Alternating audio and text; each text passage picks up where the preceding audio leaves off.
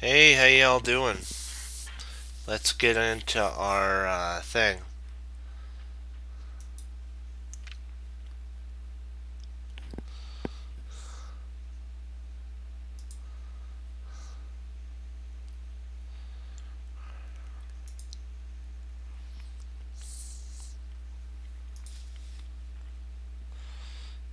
Okay.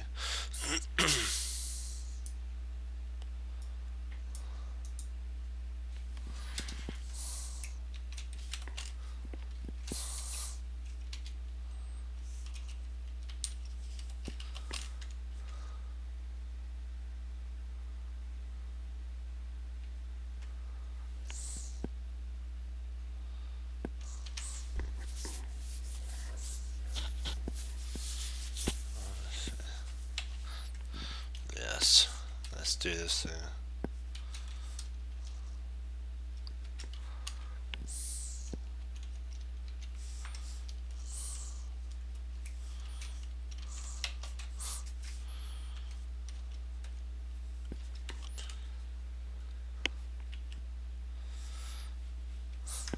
Let me make sure I have the player spelt right.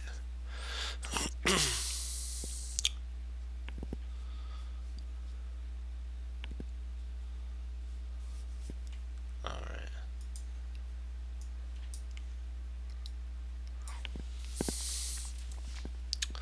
So d4, knight f6, knight f3, e6, knight bd2, c5, bishop e3, d5, c3, knight bd7, knight e5, knight takes, d takes, knight d7, f4, f6, bishop d3, g6, e takes f, queen takes f, and then e4.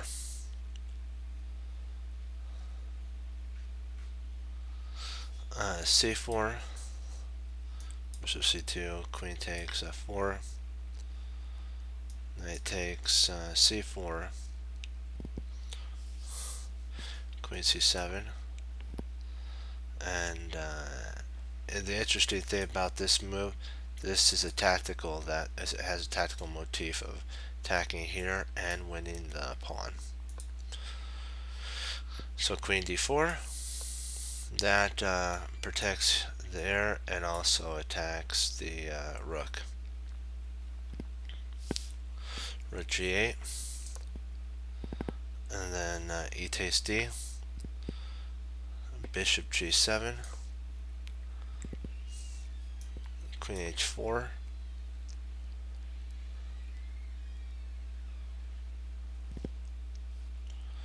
knight f6,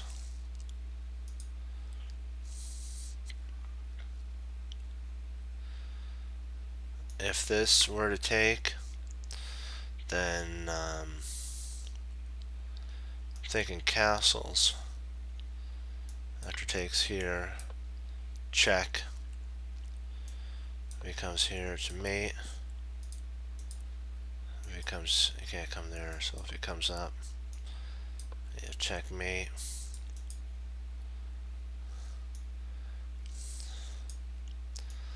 If knight intercepts, then bishop check.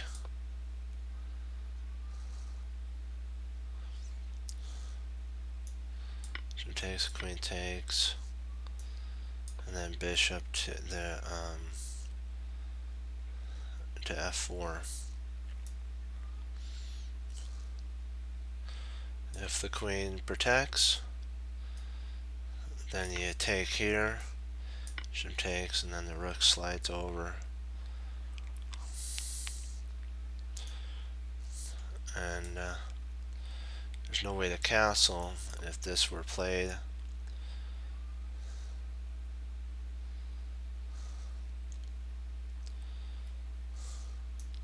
You guys should check here.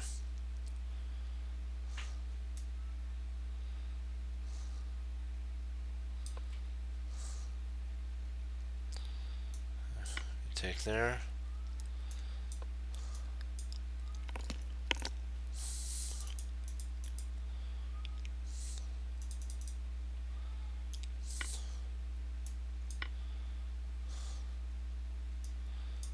Actually, this is better.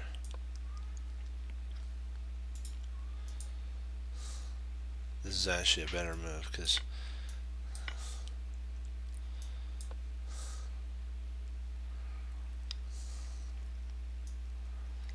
and then check and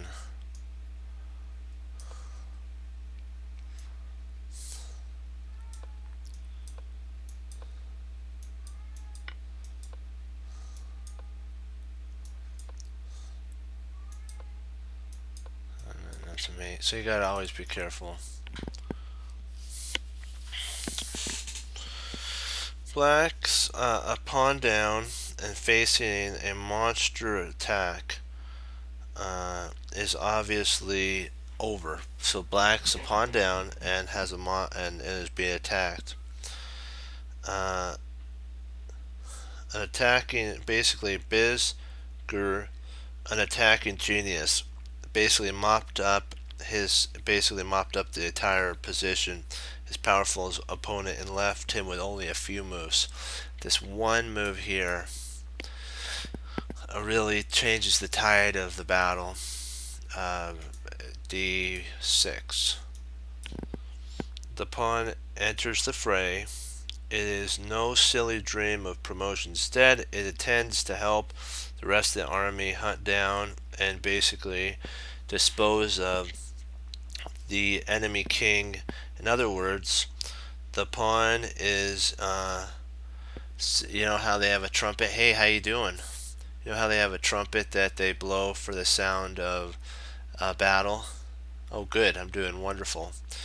And it kind of reminds me of the horn that Gimli blew in Helm's Deep, when the horn that was blown in the deep one last time. This little pawn here, like Gimli, it's not a little pawn anymore. It's worth the prize of a rook when it hits the 6th rank, either the 3rd for black or the 6th for white. So that is calling for all the pieces to go out, all blitzing, berserking. And so that's what Jeremy Silver's trying to say. This move is sounding to black that we're here to mop the floor up with you. We're not settling for second best. There is no draw here. This is either mate or be destroyed type of setup. Queen C6 is forced. Bishop G5. This is a beautiful move here because it takes advantage of the knight. And if the knight were ever to move, potentially you actually have a bishop to E7. And maybe the knight could even castle. I mean, the king could even castle here and then set up for a potential attack down that line. It's just beautiful. It's beautiful. Every move is forcing. Black won't be given a chance to even catch his breath. B5. Other replies also meet with a damaging demise, or dangerous demise. Rook F8, Knight D5. Oops, come on. Knight D5. Knight H4. So there's really only 3 that we can potentially look at. We'll take a look at this. This is castles. Get your king safe. The pawn is still protected. The bishops, all of black's pieces are wonderfully. And this renews the threat of the threat on F6 here by bishop takes, rook takes. So there's actually four pieces piling up on this one knight. There's only two defenders, so something's gonna happen there. Knight h5, bishop e7, like what we talked about. This attacks the rook. Also, it somewhat traps the king, protects the pawn, and now this knight that was once pinned to protecting the e6 pawn or d6 pawn can now roam freely across the board, maybe to even infiltrate in on c6 with a pretty strong attack. Queen c5, check. Even more picturific is bishop d7, rook takes, bishop takes, and then queen to g5.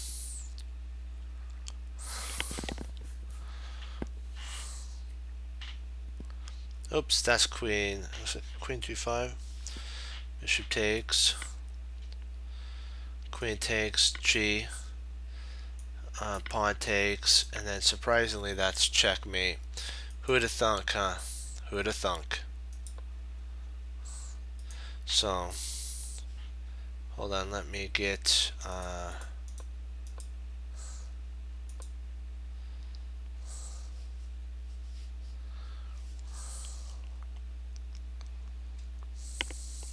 king h1. Oops. Bishop d7. Bishop takes. Bishop takes.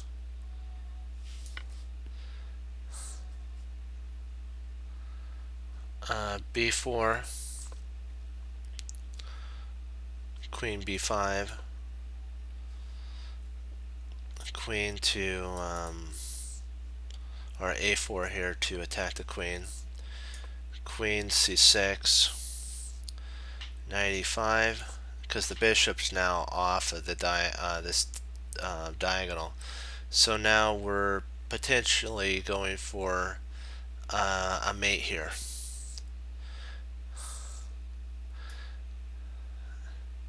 Takes d6. The pawn falls with a smile on the face to have saved an important role in conquering, but the only problem is after that pawn gets taken,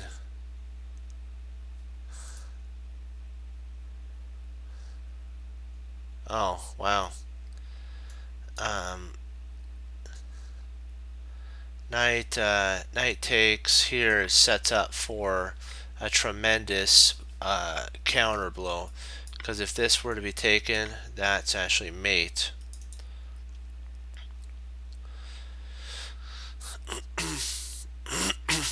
And so if the bishop were to try to retreat to give the king some flight squares, that could actually happen, and it's like, whoa.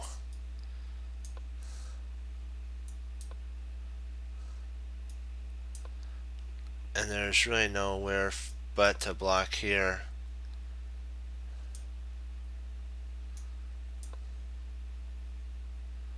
And that's a knight e7 mate.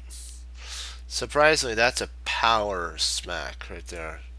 Smackdown. Queen takes h, wins a large amount of material. Bishop d7 here with the idea of queen infiltration to e7. Bishop f8.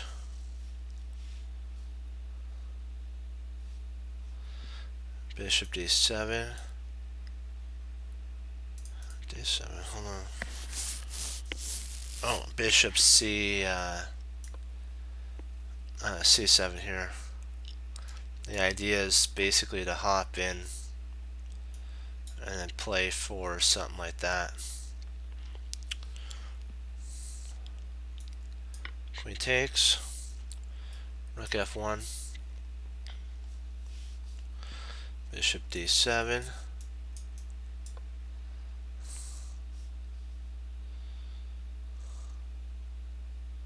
Stopping, this stops queen mate there. That's why that was played.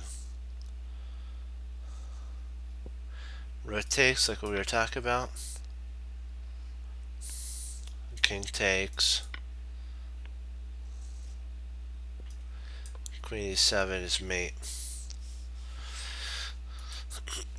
So bishop takes. Queen takes. Of course, queen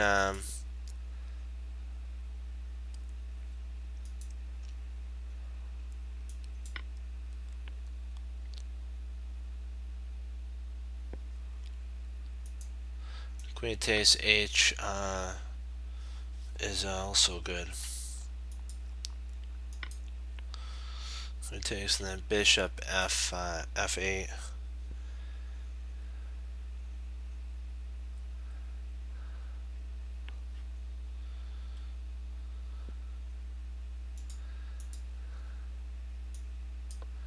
Bishop d4.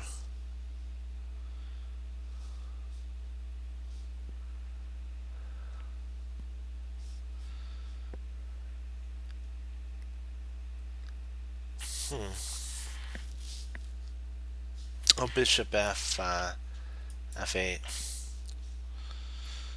and then queen takes. Black has nothing else but to play e5. Bishop takes check. King d8.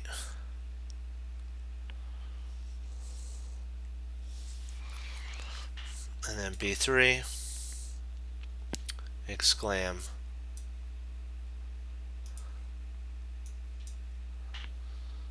Queen e6.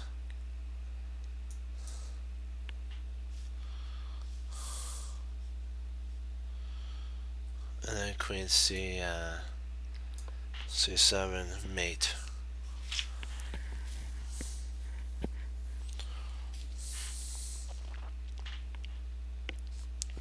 Okay, our next section, let's see how we're doing here. Perfect.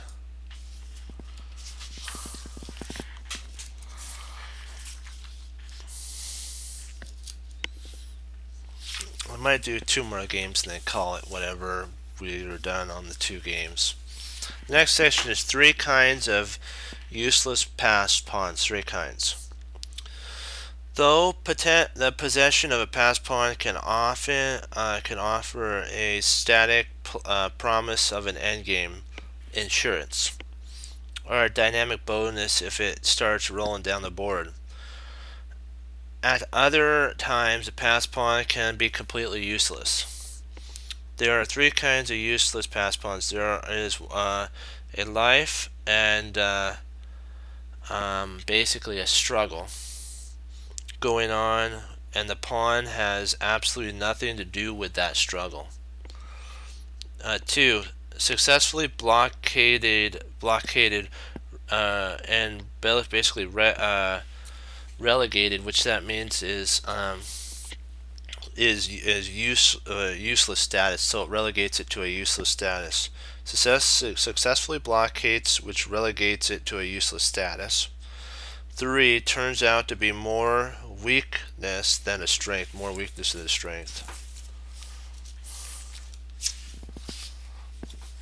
This means that you shouldn't fall in love with a passed pawn without looking at the board and carefully judging its place in basically the ultimate scheme of things.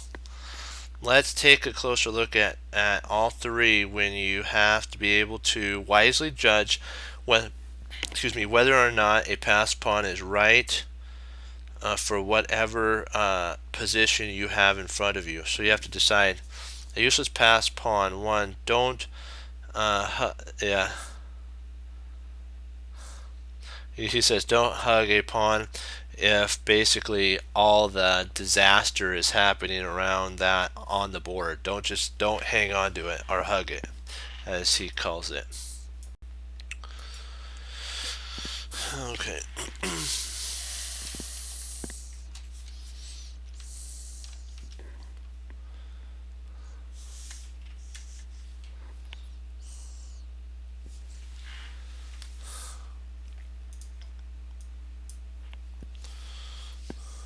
45.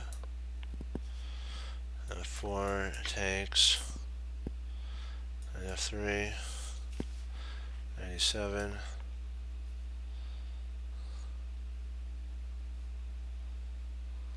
H4. H5. Bishop C4. Bishop J6. 95.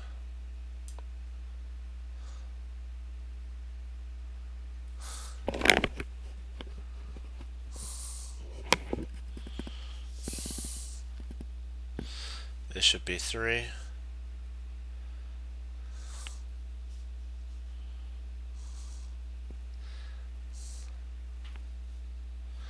Oops.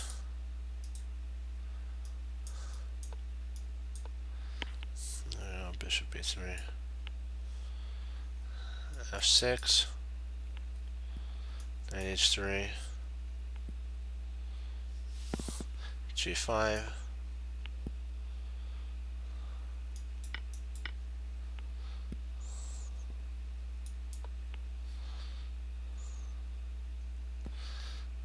And he played Knight G6, which is actually a dubious move here.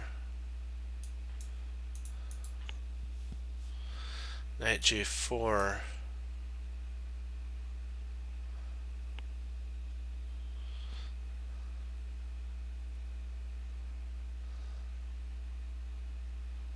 Is better. G3. F takes G, which is a blunder.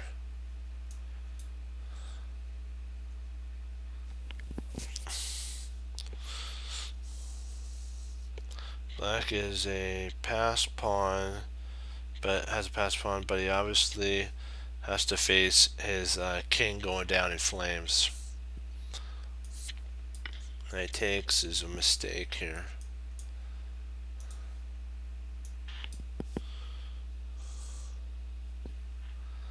Yeah, Queen C is actually better because you're threatening mate.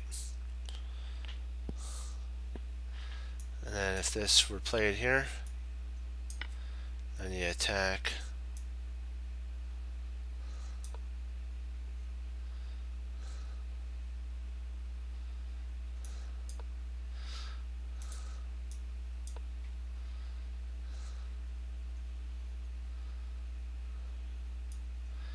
Now the queen is coming in.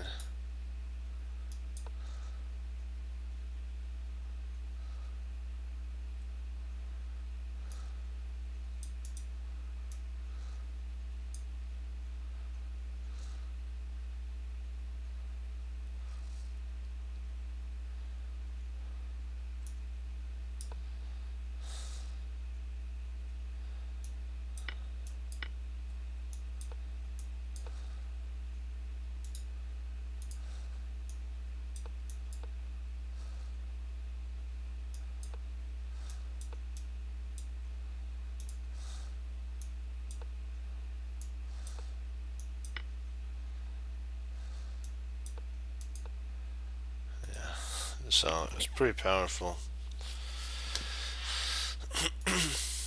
G2 is a blunder here.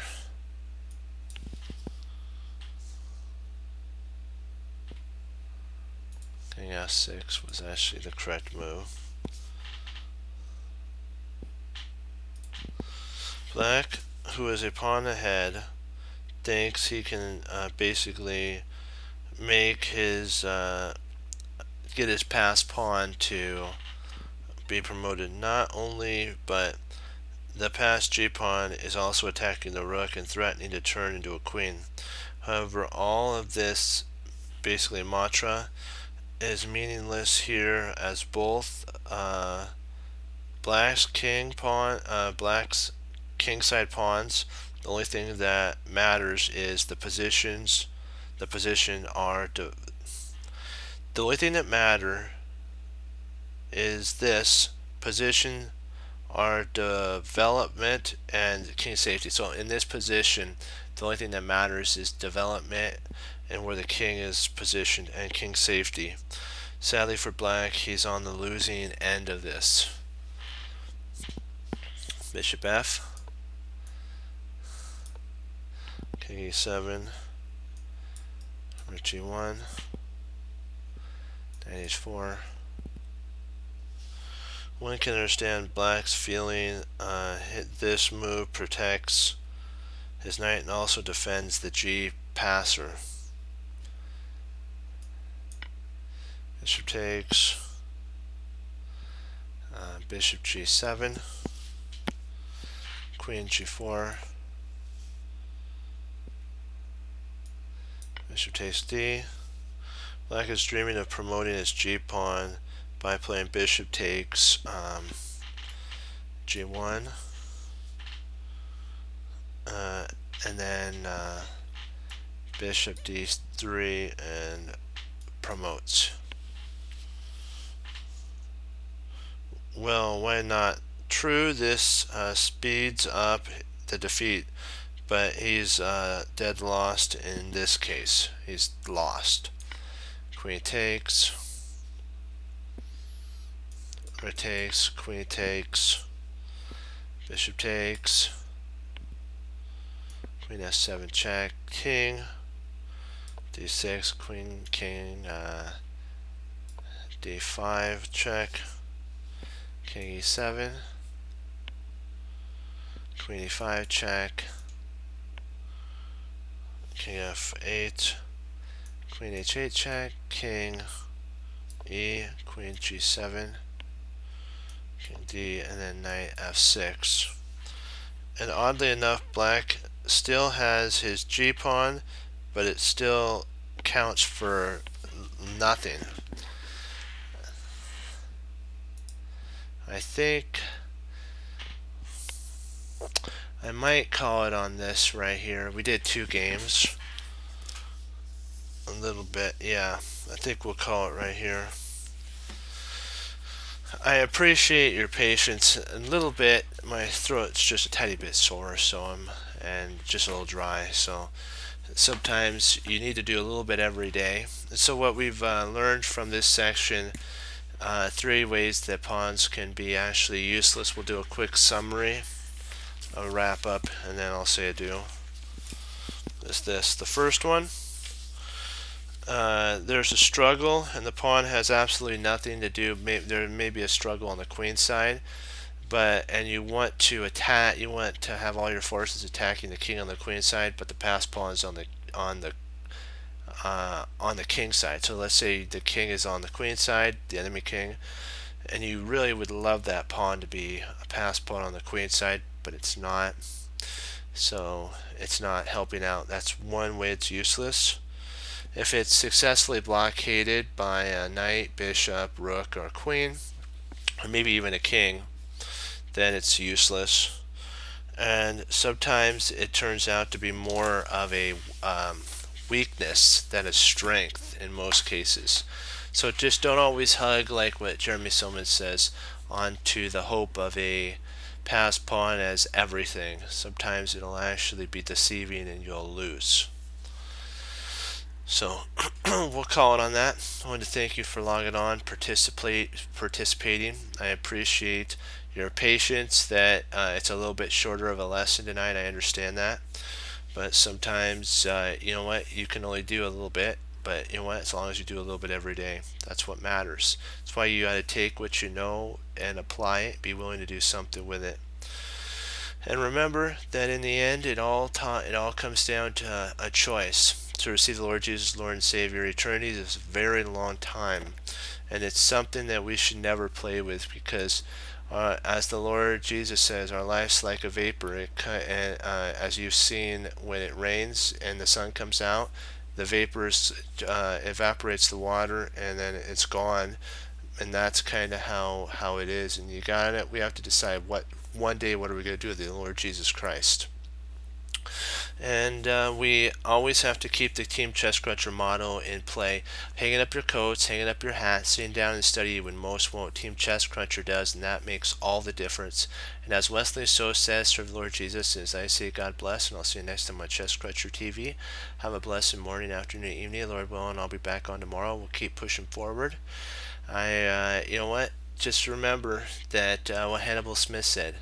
Even inside of a random position, there's always a plan, and we love it when a plan comes together. So just keep everything that we've learned in mind, and then make a plan. And when it comes to pass, that it's good, we get to say, "I love it when a plan comes together." Okay, I will see you tomorrow, Team Chest Cruncher. Be blessed, and I'm hoping to feel a little bit better so we can extend it a little longer. Thank you again for your patience, and I will see you tomorrow. Great job, Team Chest Cruncher. Hoorah! Go. Bye bye.